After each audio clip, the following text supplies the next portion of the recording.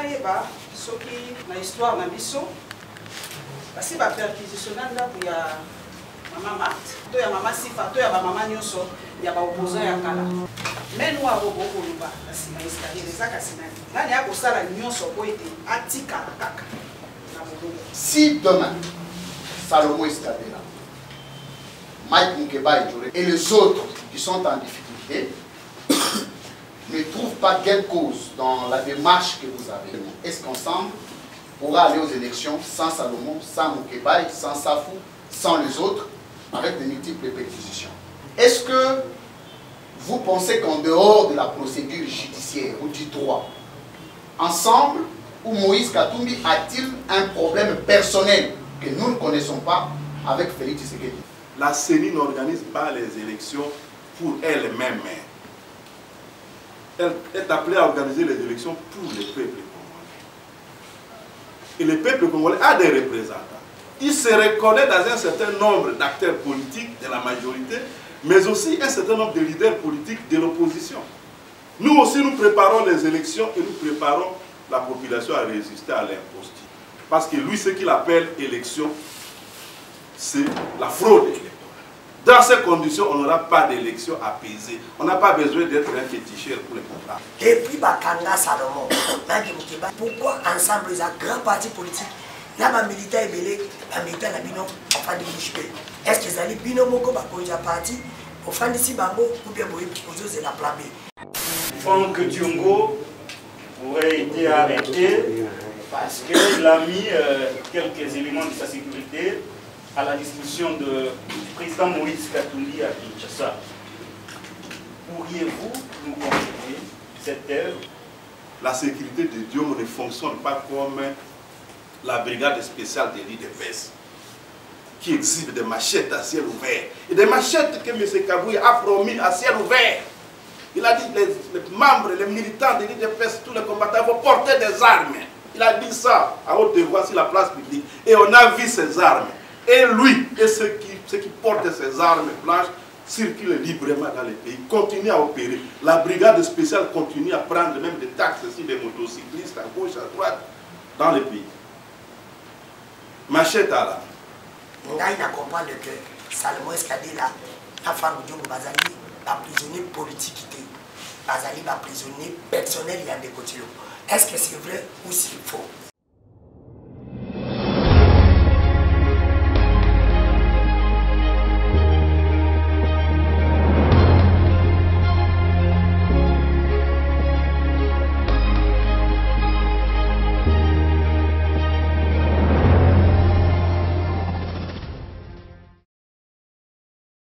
Mesdames et messieurs de la presse, merci de votre présence et de votre attention. Comme nous le savons tous, vous et moi, le 30 mai dernier, aux environs de 10 heures, alors qu'il s'apprêtait à embarquer à bord d'un avion vers Lubumbashi, après avoir rempli ou accompli toutes les formalités de la Direction générale de l'immigration, M. Salomon Idi Kalonda Dela a été, tel un vigueur criminel, interpellé sans le moindre mandat légal sur le tarmac de l'aéroport international de Djili à Kinshasa et amené manu militari par des éléments de la garde républicaine à une destination qui ne fut connue que quelques jours après.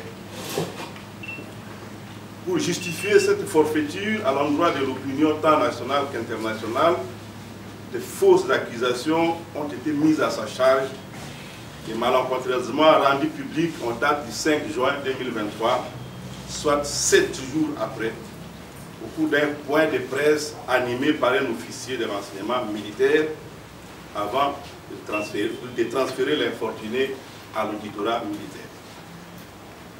On parlait de la détention illégale d'une arme de guerre, l'incitation des militaires à commettre des actes contraires au devoir et à la discipline, de l'atteinte à la sûreté de l'État, vu de réaliser un coup d'État pour y placer un Katangais.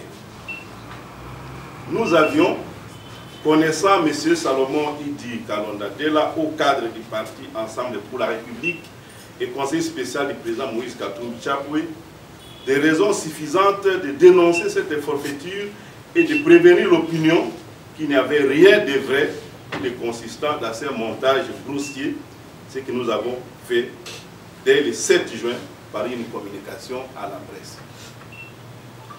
Nous rappelons qu'en date du 8 et 9 juin 2023, concomitamment à Kinshasa et à Lubumbashi, les inspecteurs non autrement identifiés ont procédé à une série de perquisitions dans les résidences de M. Salomon, y compris dans celle de sa mère biologique, et ce, sans sa présence, ni celle des membres de la famille, et de quelles perquisitions ont conduit à la saisie de quelques effets personnels, en l'occurrence un coffre-fort, des téléphones, des cartes SIM, des cartes de visite, des tablettes, des imprimantes, le tout en violation des dispositions de la Constitution de la République, article 29, et du Code de procédure pénale congolais, article 22 et 23.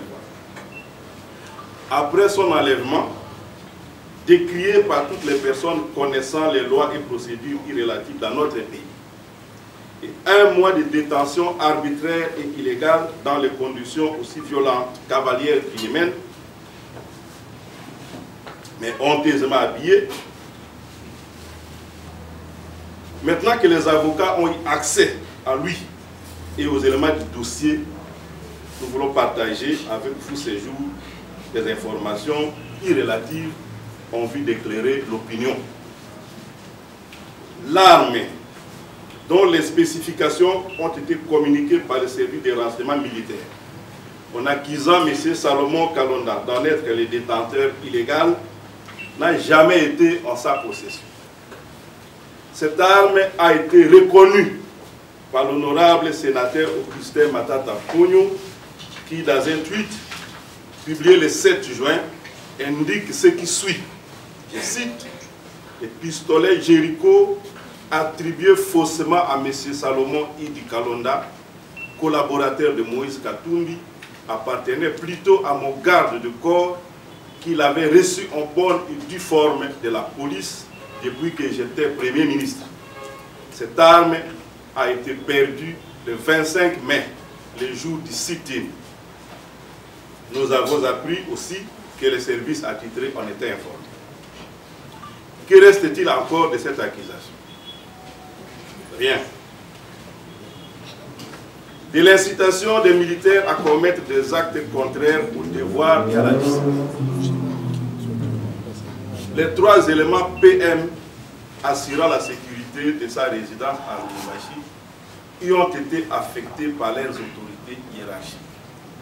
Sur décision du Conseil provincial de sécurité, répondant à la demande de sécurité policière formulée par M. Salomon Idi Kalonda en date du 20 juin 2020. Ce qui assure la garde de la concession à GB, où se situe sa résidence de location, n'ont pas été recrutés par lui. Comme nous le savons tous, par les propos tenus par le chef d'état-major général des forces armées de la République démocratique du Congo le 16 juin dernier, plusieurs personnalités publiques avaient une garde constituée de militaires, alors que seuls le président de la République et le ministre de la Défense sont autorisés à y avoir droit.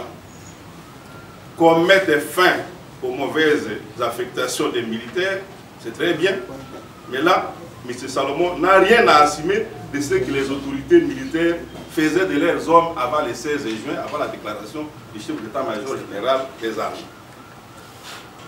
En conséquence, cette accusation aussi tombe, car aucun militaire n'est commis illégalement au service de M. Salomon Idi Kalonda. Dès là, il n'avait donc pas sous les bras des militaires qui pouvaient inciter à commettre des actes contraires à leur devoir et à la discipline au sein des forces armées. De l'atteinte à la sûreté de l'État, en vue de réaliser un coup d'État pour y placer un Katangé sans armes ni munitions trouvées en sa possession, sans une organisation quelconque, les renseignements militaires ont tenté de faire croire à l'opinion qu'il s'agissait d'un dossier qui toucherait à la sécurité publique. un coup d'État d'un civil à main nue ou avec un pistolet qui n'a jamais détenu pour installer quelqu'un d'autre au pouvoir, en l'occurrence un Katangé, probablement synonyme de Lucifer ou de quelque autre monstre. On peut imaginer qu'avec ce niveau de légèreté dans les accusations, nos services de renseignement n'apportent probablement pas grand-chose à la recherche des solutions aux agressions et autres désastres des groupes armés qui accablent la nation, particulièrement dans la partie est. L'opinion doit noter que la fouille dans les répertoires téléphoniques de M. Salomon Kalonda et les perquisitions dans ses résidences n'ont rien apporté susceptible d'étayer quelque infraction que ce soit. Son répertoire téléphonique, vieux de plus de 25 ans, comprend des contacts de toutes les catégories de personnes, nationaux et étrangers, dont certains se rapportant à ses activités sportives en tant que l'un des dirigeants du tout-puissant Mazembe, un club parmi les plus chouchoutés partout en Afrique.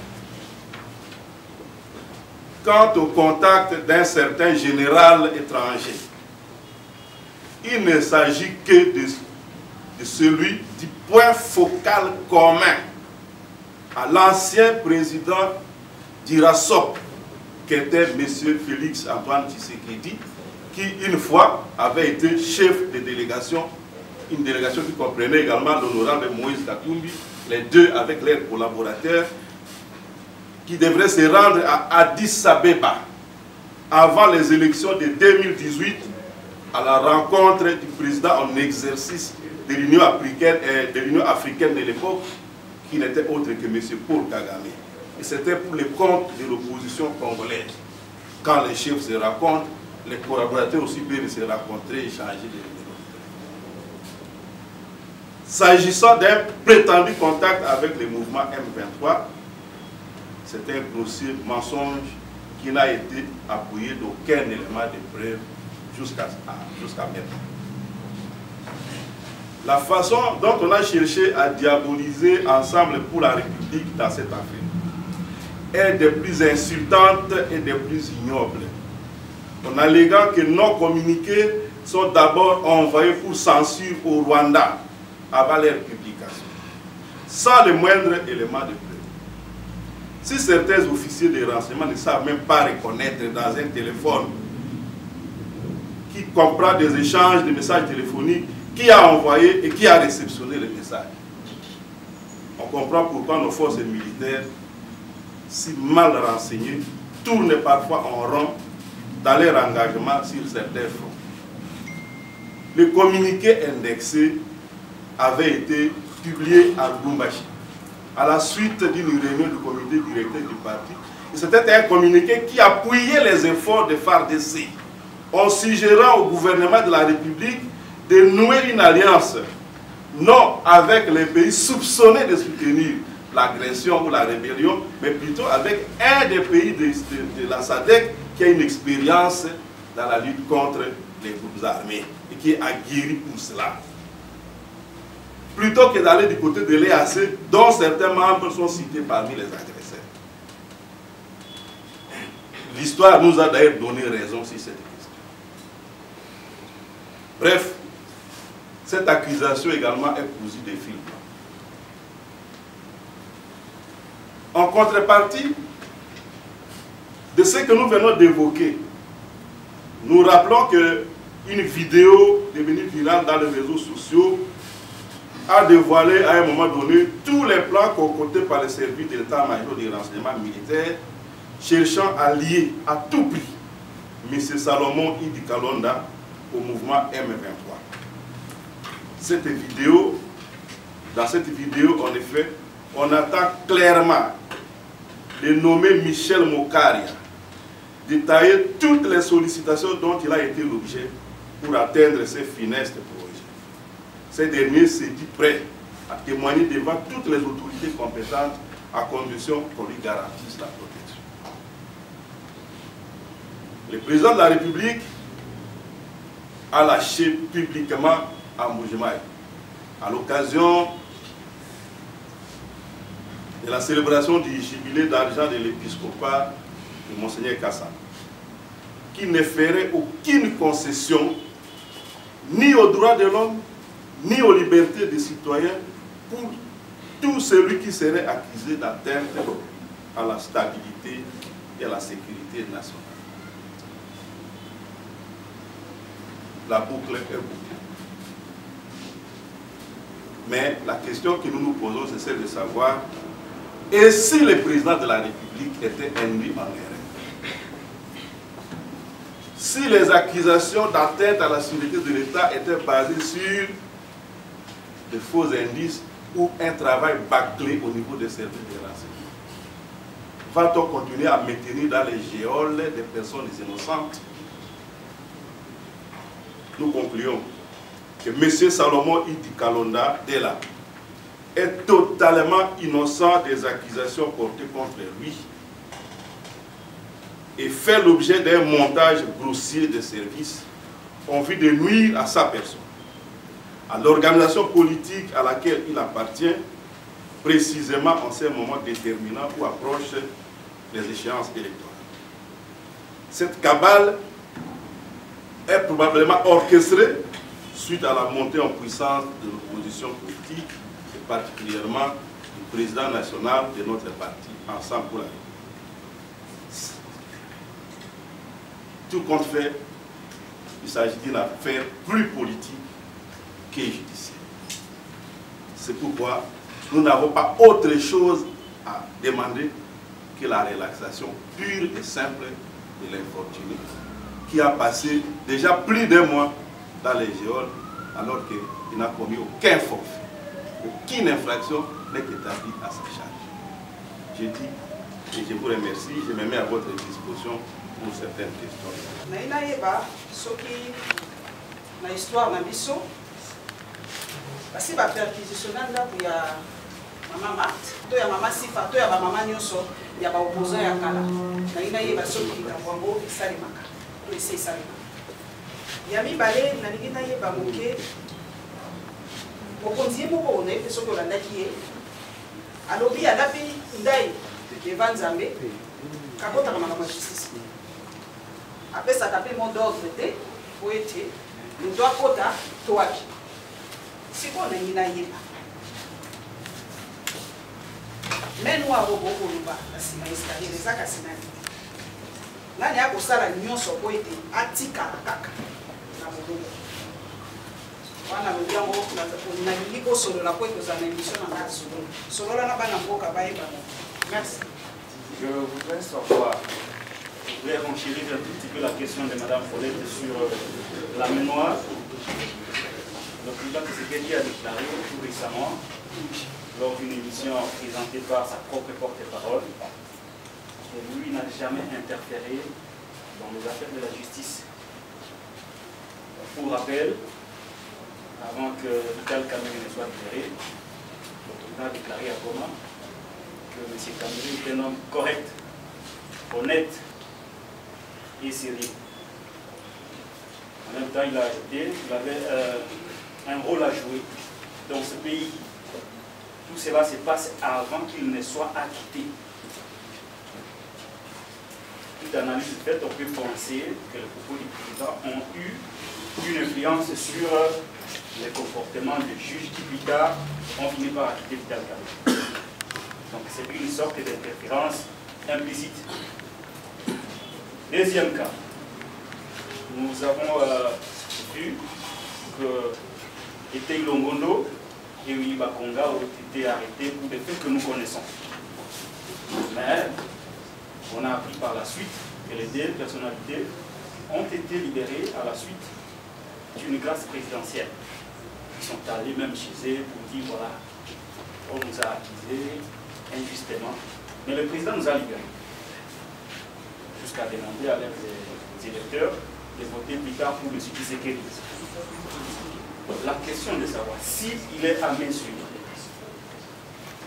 d'interférer pour que ceux qui sont libérés chantent à sa gloire, n'est-il pas aussi à mesure d'être derrière cette affaire de M. Salomon Escadilla, d'autant plus qu'il est opposant, et je corrobore votre propos quand vous dites que tout cela, c'est parce qu'il y a une montée en puissance de l'opposition. Est-ce que vous ne voyez pas directement, je crois que c'est ici le lieu de poser la question de la fois dernière, est-ce que vous ne voyez pas directement l'implication de M. Félix Tshisekedi dans ces dossiers, parce qu'on sait que par le passé, depuis qu'il a accédé au pouvoir, il n'a jamais eu de bonnes relations avec M. Salomon Escadilla, dont il avait bloqué les passeports.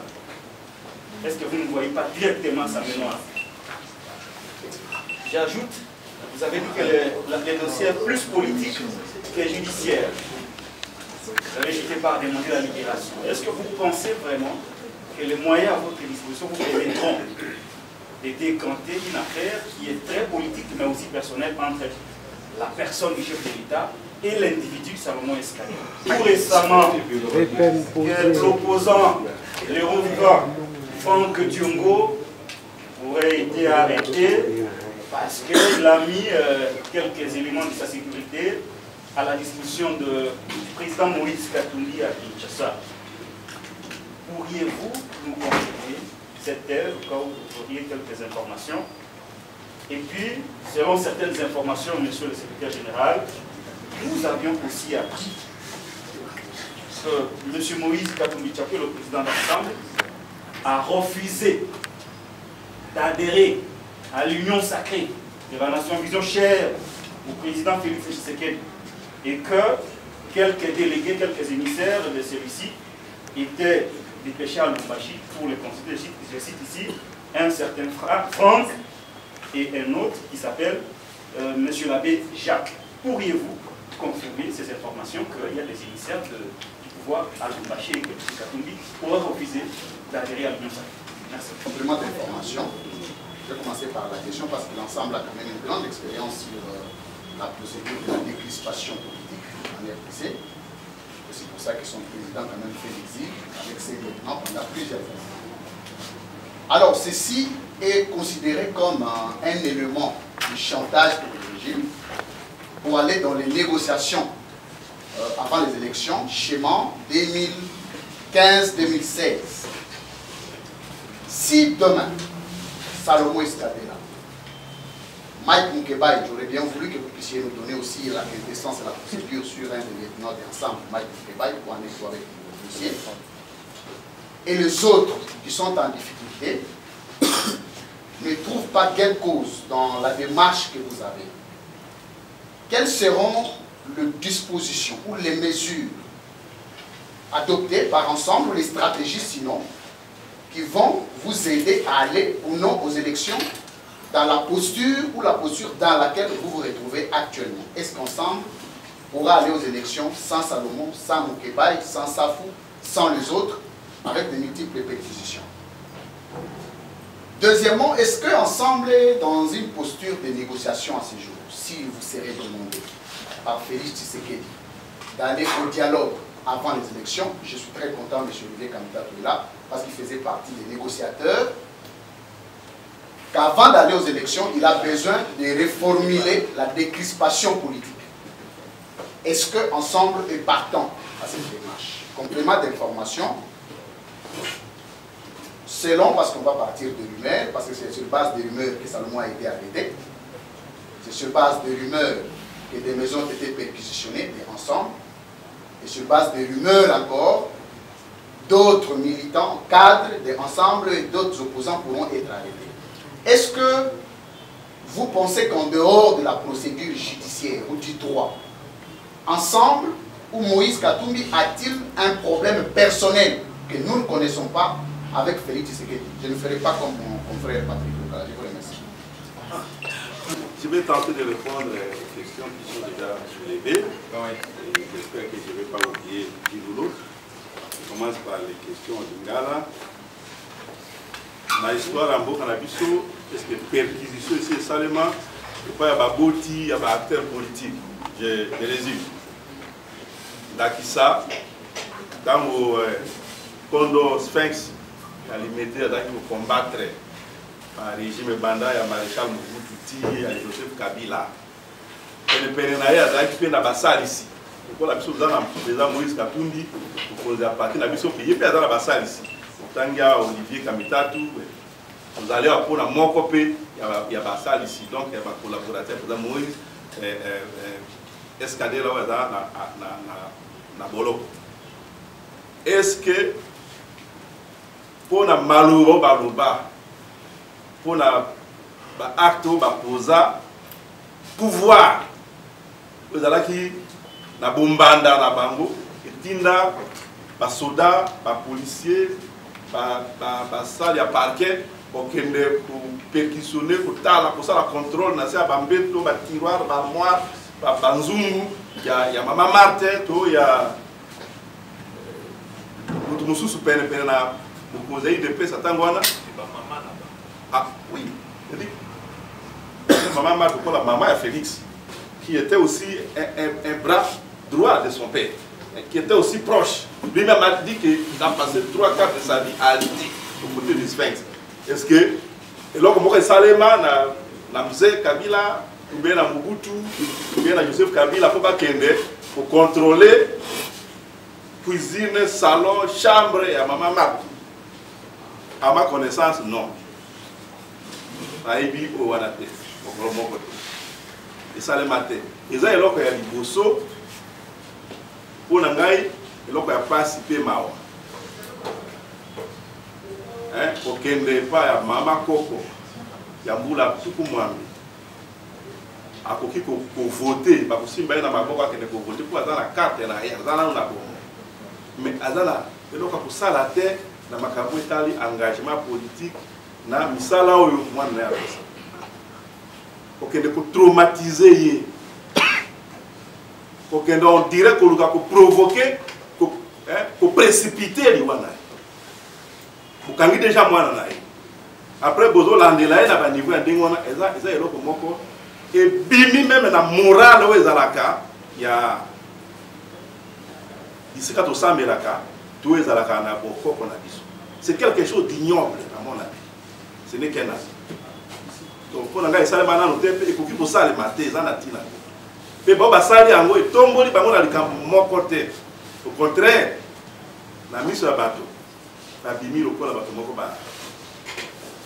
bazangi botosi, bazangi koyeba, bazangi boanya, la lulingi, babika.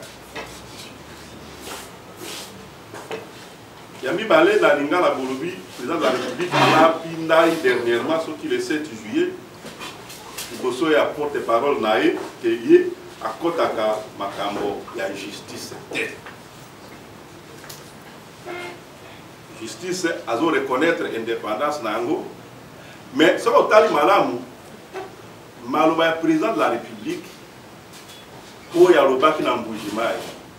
Nandambo mususu ya lobi mokolo wana liboso ya porte parole na ye esa lokola okota na contradiction na oyo ya lobi na mbujima ya lobi mutu oyo akofundama tia sali eloko oyo ezotia mboka na biso sécurité ya mboka na biso en danger stabilité ya mboka en danger aleki kobebisa kimia na kati ya mboka ngana kotia ye maboko na kolanela na koyoka mutu te na koyoka ata likambo ya droit de l'homme te ata likambo o a restreindre ba liberté ya bato ye alobi yango na miso ya ba ye moko peut-être que eza na bato mosusu bayebisaki ete okeye mosika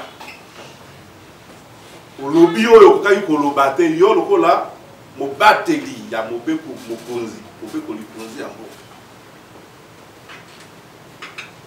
okeye mosika probablement balakisi ete akendeki mosika nde asali effort wana ya asali montage wana avec son porte-parole pour ameka kosembola mais chasser les naturels comme balaka na lopoto il revient au galop parce que sur place wana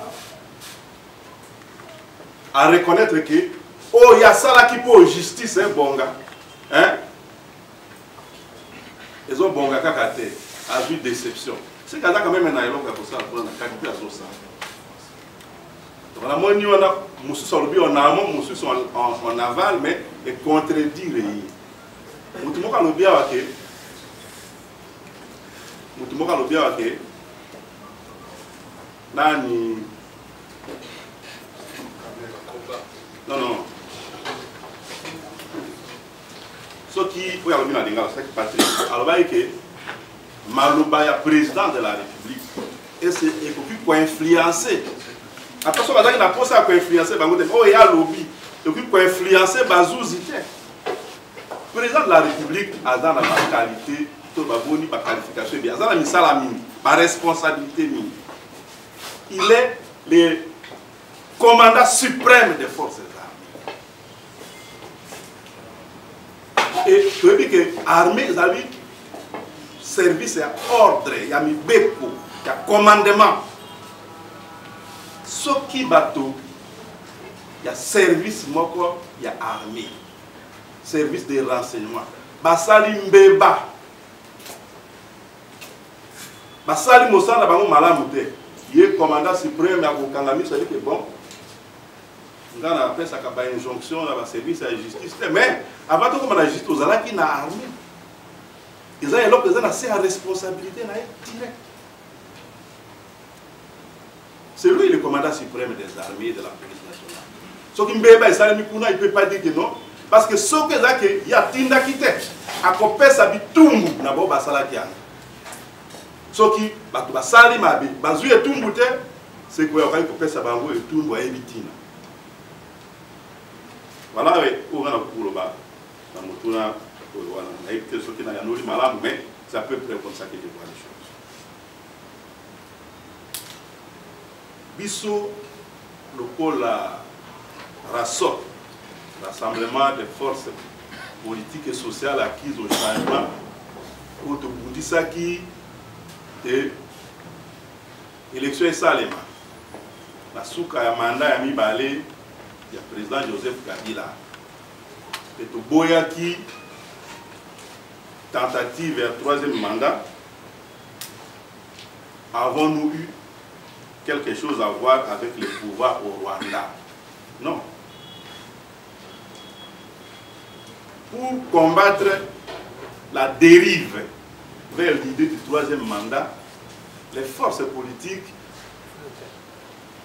et sociales acquises au changement, à travers leurs principaux répondants, prenaient des contacts avec toutes les autorités en Afrique et dans le monde qui étaient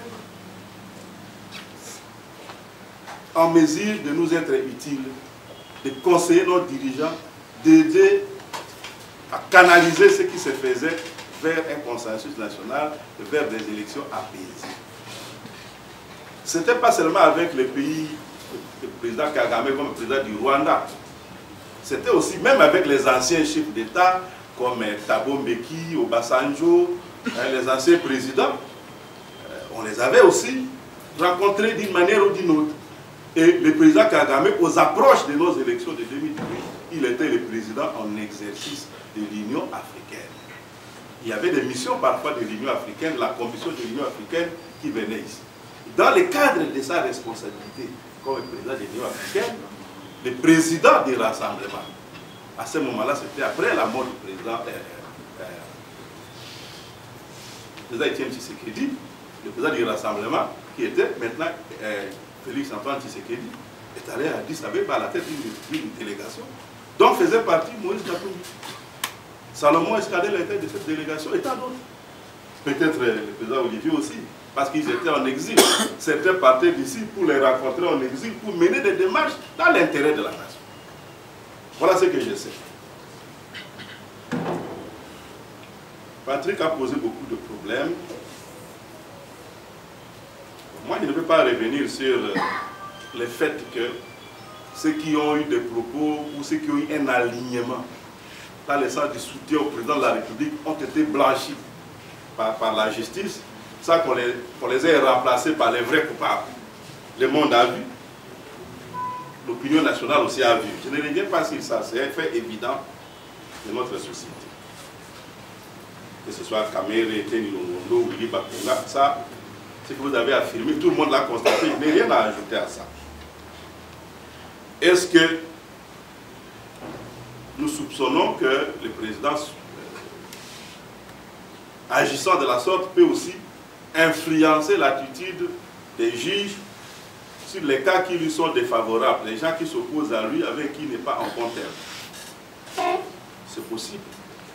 Mais je viens de dire ici, Salomon a été appréhendé par les services militaires pour des choses qui se révèlent maintenant ne pas être vraies, ni possession d'armes, ni incitation des militaires à commettre quoi que ce soit de contraire à leur mission.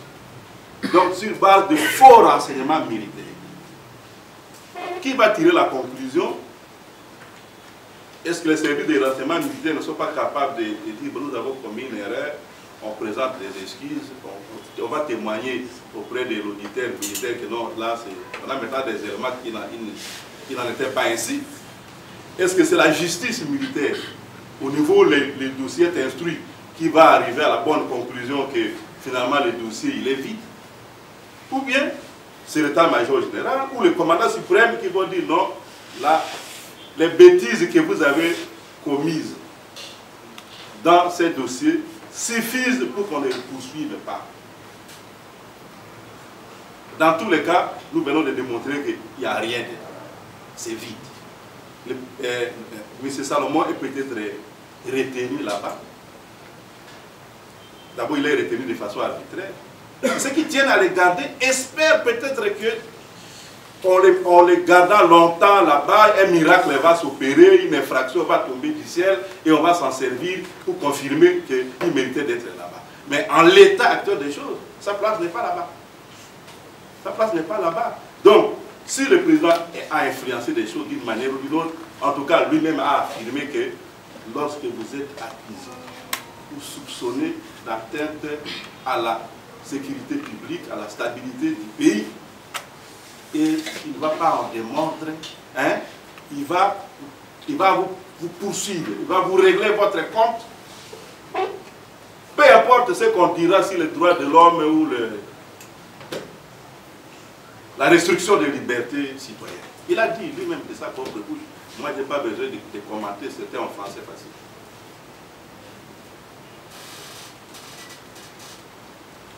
Il y a une question, puisque nous considérons qu'il s'agit d'un dossier à la fois politique alors un dossier politique plutôt que judiciaire, est-ce que nous aurions quelques moyens de décanter cette situation alors que ça relève visiblement d'une affaire personnelle ou d'un règlement de compte personnel? Bon, c'est vous qui affirmez qu'il s'agit d'un règlement de compte personnel. Ce que nous considérons vrai est que M. Salomon a été enlevé et il est détenu arbitrairement, au mépris de la Constitution et des lois de la République. Ça au moins c'est vrai. C'est établi. Ça c'est vrai. Ce n'est pas bon. 2 semaines, c'est déjà très mauvais. 3 semaines, 1 mois, tout ça, ça devient odieux. C'est ce que nous soulignons. En ce qui concerne Franck Diongo, qui serait aussi arrêté ou qui est arrêté parce que il aurait prêté des éléments de sa sécurité personnelle, il aurait mis ces éléments à la disposition du président Moïse Katumbi. Je tiens d'abord à rappeler que la sécurité de Franck Diongo est composée des jeunes de son parti, au siège de tous les partis politiques, y compris à l'IDPS. Même si on peut requérir une protection policière, elle reste symbolique et limitée. Le reste est assuré par les volontaires du parti, ainsi de suite. Franck Diongo n'a pas une société de mercenaires comme Wagner ou quelque chose comme ça. Il n'a pas des armes à la disposition de sa sécurité. Il a des jeunes qui, dans les manifestations, peuvent contenir les débordements quand les gens se rapprochent des autorités des partis, ainsi de suite. Il a utilisé ces éléments pour assurer aussi la sécurité des manifestations, des rassemblements à l'époque. Les mêmes éléments ont assuré la sécurité du président Moïse, de l'aéroport jusqu'au palais de la Nation, lorsqu'il est venu répondre à l'invitation du président Félix Antoine Tshisekedi, dans le cadre des consultations pour la création de l'Union sacrée. Ça n'a dérangé personne. que ces mêmes jeunes l'accompagnent de sa résidence ici à GB jusqu'au camp Louka pour aller constater que les dispensaires dont il a financé la rénovation et l'éclairage public ont été bien faits. Pourquoi ça devient maintenant quelque chose de menaçant pour la République? C'est ça qui étonne, que les services publics qui disposent de l'armée et de la police nationale puissent, comme ça, redouter quelques sportifs qui avancent les mains nues. On comprend pourquoi même les Mobondo avec quelques fusils de chasse viennent terroriser jusqu'aux portes de Kinshasa. Si déjà les gens qui n'ont rien entre les mains, ils n'ont ni couteau, ni fourchette, ni rien, font peur.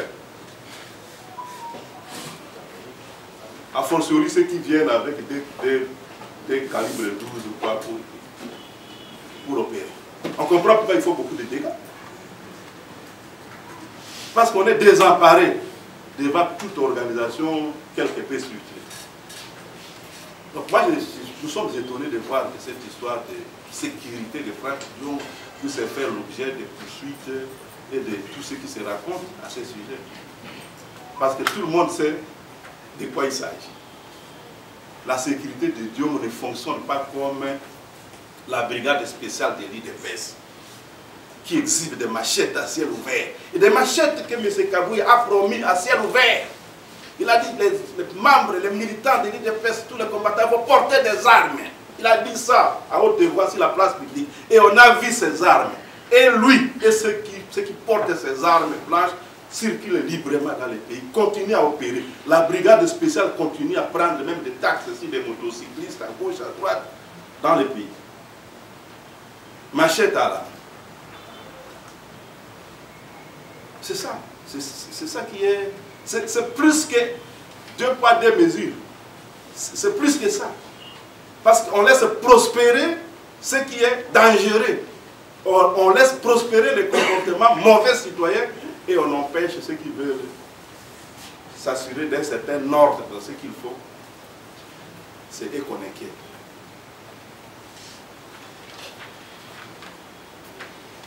Il y a des questions qui sont restées, oui, de lui. Vous avez parlé de la décrispation politique. Serions-nous prêts à aller aux élections, même si les nôtres sont bloqués par la procédure de poursuite actuelle? Sommes-nous prêts à négocier en l'état actuel des choses? Bon, moi je crois que dans les oreilles de tout le monde, y compris de ceux qui ne font pas la politique active dans notre pays, négocier, dialoguer, ça commence à sonner très mal. Si vous parlez de négocier, de dialoguer, on risque de croire que vous voulez aller à des discussions pour se partager des postes politiques pendant un certain temps, en méprisant les attentes de la population congolaise qui veut ces élections pour se choisir librement et souverainement ses dirigeants. Nous ne sommes pas prêts à aller à une discussion pour négocier un quelconque pouvoir avec qui que ce soit. Vous avez suivi que nous avons quitté l'Union sacrée parce que nous croyons que nous avons un projet alternatif à proposer au peuple congolais. Ceux des nôtres qui étaient au gouvernement, qui étaient restés fidèles à leur famille politique, à leur choix politique, ont quitté tout à fait librement. On ne leur a même pas demandé de partir. On leur a dit, faites selon votre conscience. Donc, pour nous, le vrai problème qui se pose maintenant, c'est le problème du processus électoral, qui est mal engagé. La CENI a été constituée dans des conditions rocambolesques et kérouanes. La loi électorale a été adoptée dans des conditions de cafouillage indescriptibles. On n'a rien discuté, quelqu'un a déclaré que c'est adopté et puis c'est passé. Il y a des dispositions controversées dedans. Vous avez suivi ce qu'un jour De Vos a dit. Il a dit toutes les structures qui ont quelque chose à voir avec les élections sont maintenant politisées et tribalisées. Dans ces conditions, on ne peut pas avoir des élections crédibles. Or, sans élection crédible, il y a un gros risque de déboucher encore sur de mauvais choix, de mauvais dirigeants, des dirigeants qui n'auront pas été choisis même. Et donc, si une gouvernance qui n'est pas redevable envers la population, avec toutes les conséquences qu'on est en train de pleurer maintenant. L'arrangement à l'africain ne mène pas au bonheur du peuple congolais. Nous le savons, tous. Alors nous disons qu'avant les élections, en amont des élections, il vaut mieux qu'on négocie un certain consensus. La CENI n'organise pas les élections pour elle-même. Elle est appelée à organiser les élections pour le peuple congolais. Et le peuple congolais a des représentants. Il se reconnaît dans un certain nombre d'acteurs politiques de la majorité, mais aussi un certain nombre de leaders politiques de l'opposition. Ce peuple écoute également certains responsables importants de la société civile. C'est pour cela qu'il est nécessaire qu'au nom de ces peuples, ces élites-là s'accordent sur les règles du jeu pour que les jeux soient corrects, qu'ils soient rationnels, qu'ils soient justes, démocratiques, qu'ils soient libres, qu'ils soient crédibles, qu'ils soient inclusifs. C'est pour discuter de ça. On parle de négocier. Ok. Dans ce cas, nous sommes prêts à négocier. Négocier ça. Les conditions d'organisation des élections dont les résultats seront acceptés et assumés par tous les peuples congolais. Mais dernièrement, à la suite d'un atelier qu'ont organisé IRI, NDI, Fondation Carter, tout ça, nous avons entendu un représentant de l'IDPS qui parlait calmement. Il dit, nous sommes en train de préparer des élections. Il parlait de son parti. Nous préparons les élections, nous préparons également la population à résister à l'imposture. C'est lui qui a dit. Moi, j'ai saisi la balle au bon pour dire, il vient de dire juste. Nous aussi, nous préparons les élections et nous préparons la population à résister à l'imposture. Parce que lui, ce qu'il appelle élection, c'est la fraude électorale. Il prépare la fraude et il prépare ses militants à défendre les résultats de cette fraude. Nous sommes contre la fraude et nous préparons ceux qui vont nous écouter à refuser la fraude et les résultats de la fraude. Dans ces conditions, on n'aura pas d'élection apaisée. On n'a pas besoin d'être un féticheur pour les comprendre. Il vaut mieux s'entendre en amont pour qu'en aval, les choses soient calmes. C'est ça notre propos. C'est pour cela que les arrestations arbitraires, les détentions arbitraires, les brimades, les interdictions de déplacement des responsables politiques de l'opposition, la répression des manifestations de l'opposition, ça ne procède pas d'un choix dans le sens de l'apaisement. Il vaut mieux mettre ce genre de manœuvres au placard et négocier comme citoyens d'un même pays liés à ce pays-là.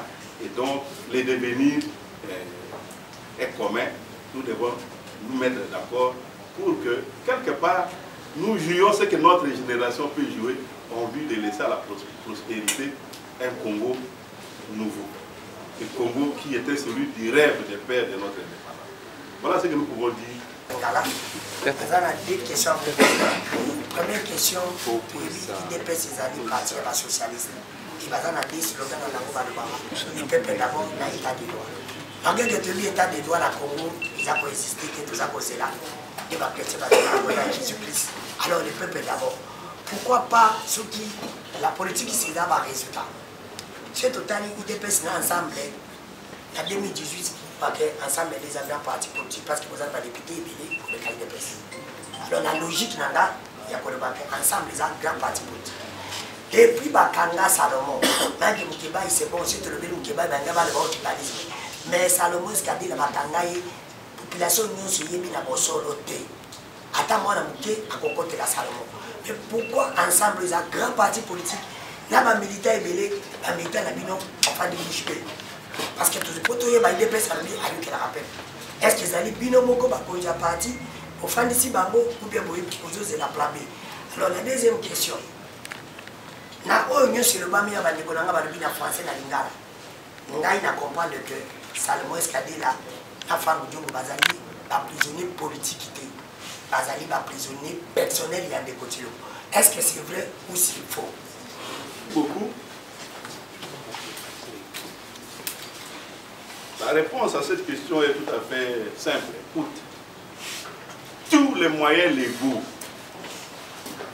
sont et seront mis à contribution pour obtenir que notre frère, notre compagnon d'armes, qui va m'exprimer à ce terme-là, soit libéré.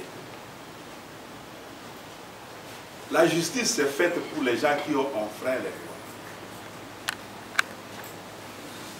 Si quelqu'un n'a pas marché contre la loi, il n'a pas énervé les lois de la République, la justice ne peut pas s'occuper de lui. Nous sommes dans un cas où il n'y a pas d'infraction. Donc, il n'y a pas de raison que la justice retienne Salomon et qu'il s'occupe de lui. Les raisons sont ailleurs. À propos de cet ailleurs, ce que nous faisons maintenant, c'est aussi prendre l'opinion à témoin. De montrer à l'opinion publique que ceux qui ont mis la main sur Salomon et qui les retiennent en dehors de sa famille, de ses engagements privés et publics, sont de mauvais citoyens. Ce sont des gens qui n'ont aucun respect pour la constitution de notre pays et pour les lois de la République. Il faut qu'on les regarde comme tels. Et si le peuple les regarde comme tels, le moment viendra où le peuple va les sanctionner. Donc notre première démarche politique, c'est une démarche d'information. Que le public soit au courant, grâce à vous, grâce à l'intermédiation de vos organes de presse. Que les gens connaissent la vérité. Que nous marchons dans ces pays gouvernés par l'arbitraire. Et ça, ce n'est pas citoyen. Ça, ce n'est pas contre. C'est même une trahison par rapport au serment prêté par celui qui est le garant de la nation. Pas celui le donneur d'impulsion. Garant du bon fonctionnement des institutions et des services publics. Et quand ça tourne mal, il n'a pas d'excuse. Notre première démarche, c'est celle-là. Que l'opinion soit au courant, aussi bien l'opinion nationale qu'internationale. La réprobation viendra de la politique.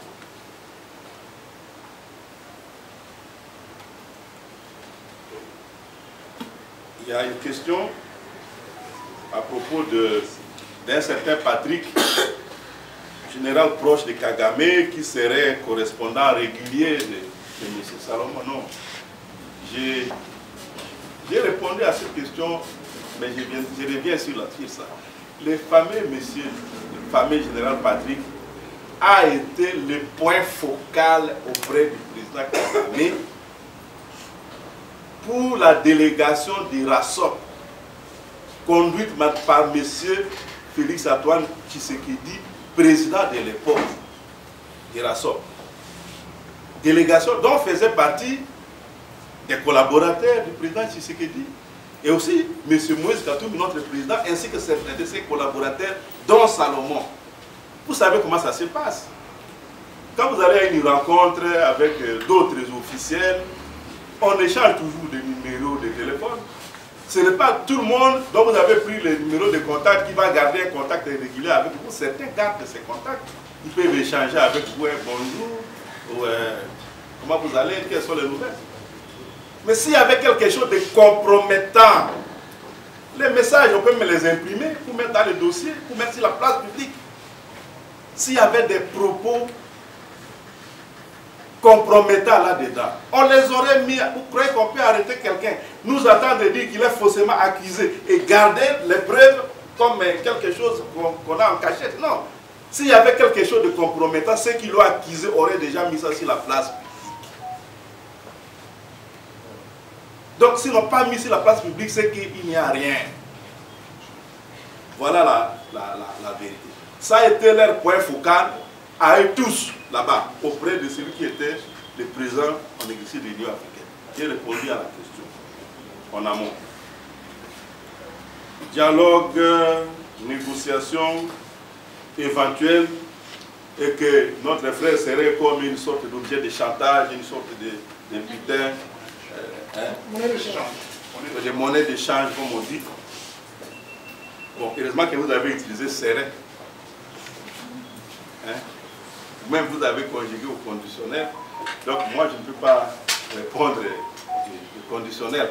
Ce que je sais, c'est que nous n'avons pas été au courant, nous ne sommes pas au courant d'une quelconque démarche dans les sens de négociation.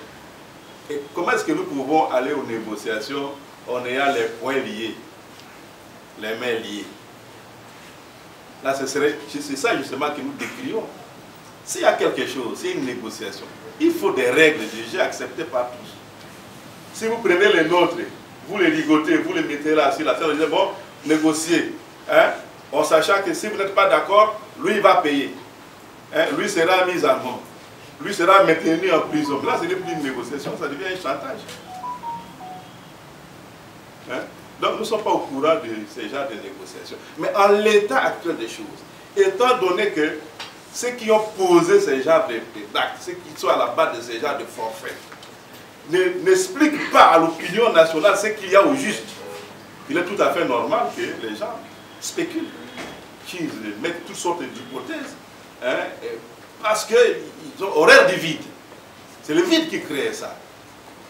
Ce qui est vrai est que nous sommes dans un processus électoral calamité mal engagé. Et donc, ceux qui ont mal engagé le processus, peut-être qu'ils vont continuer à rouler les autres jusqu'au bout. Mais nous émettons l'hypothèse contraire, qu'ils ne vont pas rouler les gens jusqu'au bout. C'est ça qu'on veut leur faire comprendre. Je crois que les évêques ont été très clairs sur la question. On veut des élections dans le respect de la Constitution, c'est-à-dire des délais constitutionnels et légaux, mais on veut de bonnes élections, pas des simulacres. Et ils ont demandé au peuple congolais de lire et de relire, de s'approprier le premier alinéa de l'article 64 en disant, si ça tourne mal dans ces élections, n'attendez pas que quelqu'un d'autre vous invite. Assumez cet article. Ces gens ne sont pas candidats. Ils le disent, mais quand ils en arrivent à hausser les tons, c'est qu'ils ont utilisé parfois la voix basse, ils n'ont pas été. Donc il y a un processus électoral en cours qui n'est pas bon, qui n'est pas bien engagé. Ce que nous demandons est que nous tous, politiques et élites de la société civile, comprennent nos responsabilités des citoyens, parce qu'il s'agit de notre pays, qu'on s'entende, qu'on fasse les choses proprement, pour que notre pays ne continue pas à être la risée du monde. Nous sommes partie prenante à ces élections. Le président Moïse Katumbi, ce n'est pas quelqu'un de belliqueux. Lorsque l'AFDEL a commencé son affaire en septembre 1996, je crois, le président Katumbi avait accepté dès 1990 de partir en exil, plutôt que de collaborer à la rébellion, comme d'autres l'ont fait. Il est sorti du pays. Il est allé en exil jusqu'en 2003. Il est revenu au pays. Il a participé à l'effort de la reconstruction du pays parce qu'il a été gouverneur, ainsi de suite. Avant les élections de 2018, il a été forcé à l'exil. Et il est parti. Ce n'est pas parce qu'il est faible, mais c'est parce qu'il ne veut pas faire couler le sang des Congolais pour arriver au pouvoir. Il ne veut pas de ça. Il est toujours du côté où on cherche la solution pacifique. Il faut qu'on le comprenne, qu'on comprenne même sa psychologie. Il n'est pas du côté de la guerre, il n'est pas du côté des armements. Il refuse d'être du côté de la violence. Mais il a une ambition politique. Lui et son organisation politique, son parti et tous ses partenaires. Nous voulons arriver au pouvoir proprement, en respectant le vote du peuple souverain de ces pays. Nous voulons de bonnes élections. Nous allons présenter notre projet. Nous allons présenter, nous aurons à faire aussi des promesses au peuple congolais. Nous allons présenter à ce peuple-là un contrat. Et le peuple tranchera. Si, à la régulière, nous ne gagnons pas, nous allons chercher à frustrer personne de sa victoire. Nous allons assumer. C'est déjà arrivé sous d'autres essais à d'autres organisations politiques. Et si nous gagnons proprement ces élections, personne ne va nous frustrer. de cette victoire. Parce que le peuple défendra sa victoire. Il ne va pas se laisser flouer deux fois. Il faut que ce soit clair dans la tête de tout. Voilà.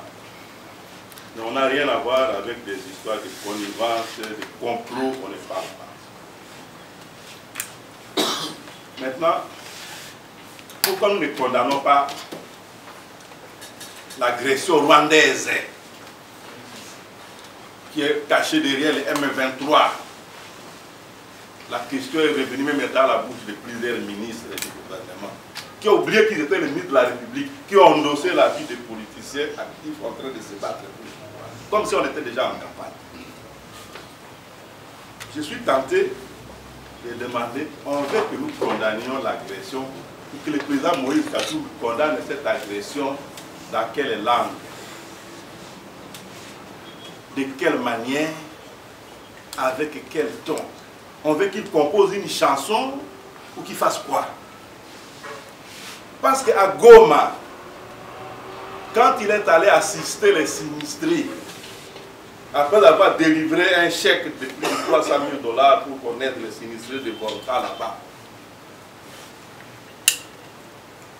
et n'avoir rien entendu du gouvernement sur ce qui a été fait de son argent, parce qu'on aura aussi un peu compte donateur quelque part. Il a décidé d'aller là-bas, de mettre encore la main à la poche, de remplir des conteneurs et d'aller avec des vivres et des non-vivres là-bas à Irago. Et à l'époque, on soupçonnait déjà, il y avait déjà de l'agitation. Il a condamné toute forme d'agression à l'endroit de notre pays. Sur le plateau de France 24 et de RFI, il a condamné l'agression. Les communiqués que nous avons faits à Lubumbashi, on a condamné l'agression. Il a signé ces communiqués et devant nous, membres du comité directeur du parti, ces communiqués a été lu par le directeur de cabinet du président, ici présent, et porte-parole. Qu'on condamnait toute agression à l'endroit de notre pays. Que cette agression vienne du Rwanda, de l'Ouganda ou du Burundi, parce qu'on a trop tendance à dire Rwanda, Rwanda, mais les ADF qui opèrent là-bas, on sait aussi qu'ils sont venus d'un autre pays. On sait d'ailleurs que le M23 qui est venu cette fois-ci est entré dans notre pays par l'Ouganda. Il ne faut pas qu'on oublie les faits d'histoire. On a condamné, que ce soit le Rwanda, l'Ouganda ou le Burundi. Et on a dit, n'allez pas, messieurs et madame du gouvernement, n'allez pas chercher la solution, n'allez pas chercher de l'aide du côté des pays qui sont soupçonnés de soutenir cette agression. Allez ailleurs, allez du côté de la SADC, négocier même avec l'Angola. C'est dit, le nom angolais même cité dans les communiqués. Mais on n'a pas entendu ça. Alors la question que je me pose, on aurait condamné de quelle manière? Par une chanson célèbre, on allait faire quoi? Rédiger un poème et faire quoi? On a condamné. On a condamné en proposant ce qu'on croyait être la solution. Finalement, on n'a pas été écoutés. Ils sont allés là-bas, on est même devenu membre d'une communauté. Les chefs d'État nous ont même expliqué que notre nouveau pays, c'est maintenant la communauté de l'Afrique de l'Est, alors que le pays n'est pas à l'Est de l'Afrique. La preuve, on touche même à l'océan Atlantique, à l'Ouest. Hein? On est allé là-bas, il n'y a pas de solution. Mais on revient encore pour aller du côté de la SADC. Bon, on serait allé directement à la SADC, peut-être qu'on serait loin. Aujourd'hui, on a condamné. Sauf que la forme de condamnation qui aurait plu à certaines oreilles, nous cherchons à la comprendre. Comme ça, on peut utiliser cette forme-là pour plaire à ceux qui croient que, dans tous les cas, si c'est la condamnation de Moïse qui résout le problème, qu'on nous dise la forme que ça devrait prendre. Mais nous sommes convaincus que nous tous, 100 millions, 120 millions de Congolais, nous pouvons répéter de 0h à 0h, 24 heures sur 24, 7 jours sur 7, 30 jours sur 30. Nous condamnons le Rwanda, nous condamnons l'agression du Rwanda. Le chef de l'État lui-même, Félix Antoine Tshisekedi, si nous avons bonne souvenance, il a dit ce n'est pas en condamnant Kagame et Museveni, en les traitant de diables, de mauvais garnements ou de méchants loups, qu'on va trouver des solutions à ces problèmes. problème. Le président de la République lui-même l'a dit. Mais les gens semblent ne pas avoir de mémoire pour retenir ça. Et pourtant aujourd'hui on est dans une réalité technologique telle que les paroles ne s'envolent plus. Vous allez sur votre téléphone, vous retrouvez le jour où il a dit ça. Que ça ne sert pas, que la solution n'est pas dans les condamnations verbales. Alors regardons du bon côté. Notre armée a vaincu les M23 en 2013. Les opérations étaient commandées là-bas par feu le général Jean-Lycée Baouma, mon frère. Son unité spéciale d'intervention était commandée par Mamadou Ndala. On a vaincu les M23. Ce n'était pas par des récitations. C'était les armes à la main. Croyez-vous que dans toute l'armée que nous avons, on ne sait pas trouver des officiers capables de réformer l'état-major là-bas et s'ils sont bien équipés, bien outillés. Je vais vous dire une chose. Lorsque notre frère, le général Baouma, est décédé, moi j'étais le responsable du côté de la famille pour organiser ses funérailles.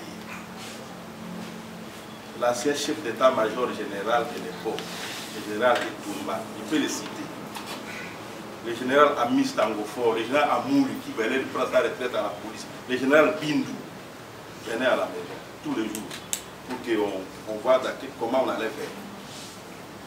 Et ils m'ont révélé une chose, que lorsque le général Baouma est parti de la 5e région militaire dont il était le commandant Moujmaï vers Goma, après avoir évalué la situation là-bas, il a posé ses conditions au chef d'état-major général. Non, non. Et à travers Olinga, l'inspecteur général, il a posé ses conditions au commandant suprême des armées. Vous me donnez la liberté de réorganiser mon état-major. On lui a dit.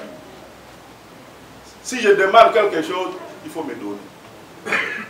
Et le président Kabila avait donné l'ordre à l'état-major général de l'armée. Si le général Baouma demande un type d'arme, une quantité de munitions, un élément de logistique, même si vous n'arrivez pas à m'atteindre, donnez-lui ça. Après, vous allez me faire là. Et on a vaincu les M23. Ce n'était pas avec des incantations, des déclarations, des condamnations.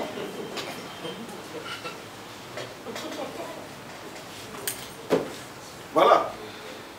Et le président Moïse a bien dit qu'on se souvienne que notre armée a déjà vaincu. Il faut l'équiper, équiper les troupes qui sont là. Il faut les motiver. Que chacun donne le meilleur de lui-même en sachant qu'il est respecté, il est considéré pour ce qu'il met au service de la nation. Moi j'ajouterai, fort de l'expérience de ce que j'ai appris à côté de mon frère quand il racontait, il peut y avoir sa mort. Il faut aussi enlever de là-bas tous les affairistes qui circulent là-bas, qui prennent l'argent destiné à l'armée, qui mettent dans les poches, qui reviennent construire des immeubles dans les pays. Il faut les enlever et mettre ceux qui ont une certaine conscience de leur mission de défense de l'intégrité du territoire national. L'histoire de connaître, ça c'est une distraction. Moïse n'a pas condamné, Moïse n'est pas un magicien. Ce n'est pas un magicien. Il a indiqué la voie, équiper l'armée convenablement, motiver les militaires, créer des conditions qui leur permettent de donner le meilleur d'eux-mêmes. C'est avec ça qu'on gagne la guerre. Pas avec des incantations, pas avec des déclarations. Mais au moins, il avait déjà condamné. Voilà. Je voulais. Le peuple d'abord, le peuple d'abord. L'état de droit. Bon, ce sont des slogans. C'est vous-même qui l'avez dit. Aujourd'hui, ce sont des slogans, on voit des disparitions. Vous pouvez passer une semaine en regardant, en suivant toutes les télévisions, en écoutant toutes les radios de Kinshasa. Vous avez une chance de ne pas entendre quelqu'un dire peuple. Tout c'est dans le sens de rappeler que où est-ce que ça passe. État de droit, mais même. On a démantelé tout ce qui pouvait aller dans le sens de l'état de droit. Ça, ce n'est pas nous. On ne peut pas répondre de ça. Non. on constate. Celui qui a posé la question voulait nous rappeler qu'on a quand même des militants. Oui. Ceux qui ont adhéré ensemble, ces chiffres en millions. C'est plusieurs millions de personnes. Il n'y a pas un parti, un autre parti comme ça, dans cette pays, avec des millions de membres, qui se sont identifiés comme tels. Qu'est-ce qu'ils font? Depuis qu'on a arrêté un de leurs responsables du parti, M. Salomon, mais dans toute organisation structurée, les membres, la base, regardent ces dirigeants. La base ne déborde pas ces dirigeants. Les membres ne sont pas autorisés à agir en solo, à agir comme des brebis sans berger. Nous sommes un parti de citoyens responsables et disciplinés. Et nous consacrons cette discipline d'abord au respect de la Constitution et des lois de la République, au respect de l'ordre institutionnel dans notre pays.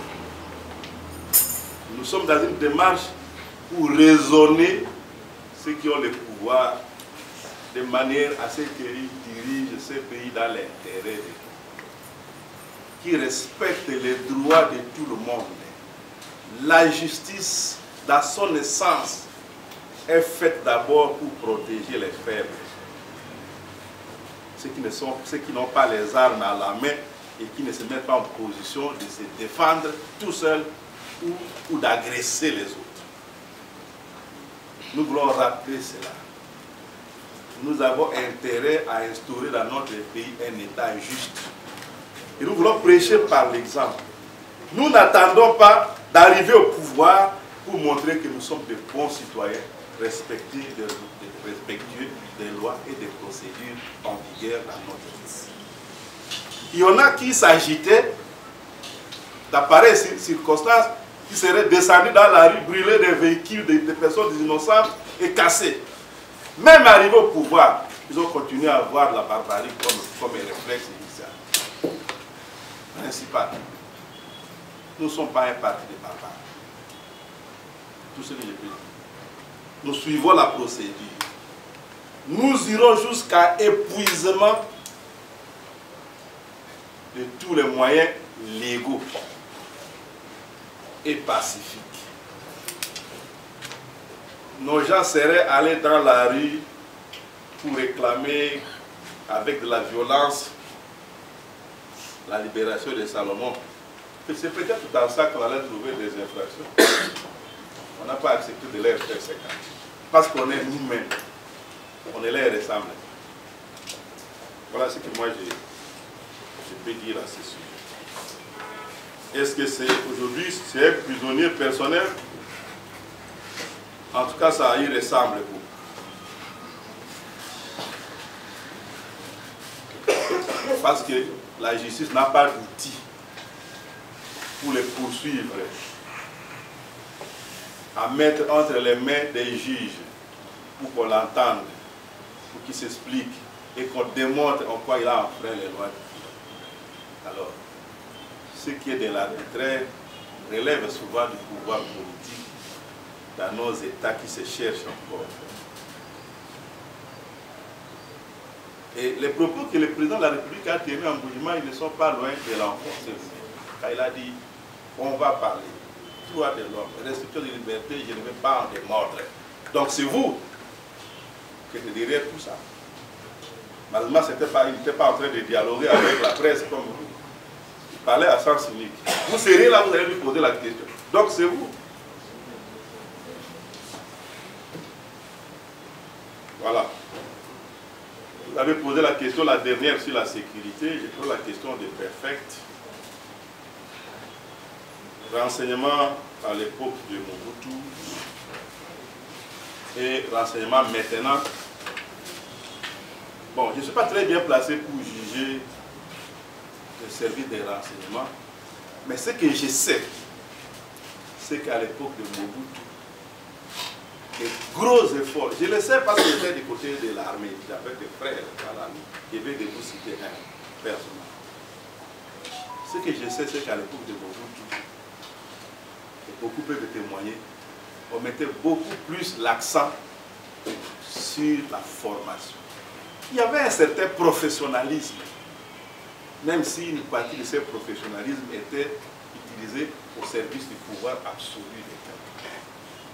Aujourd'hui, on forme parfois les gens, on affecte parfois les gens dans les services. On prend les tout venants et on affecte. On affecte même des militants.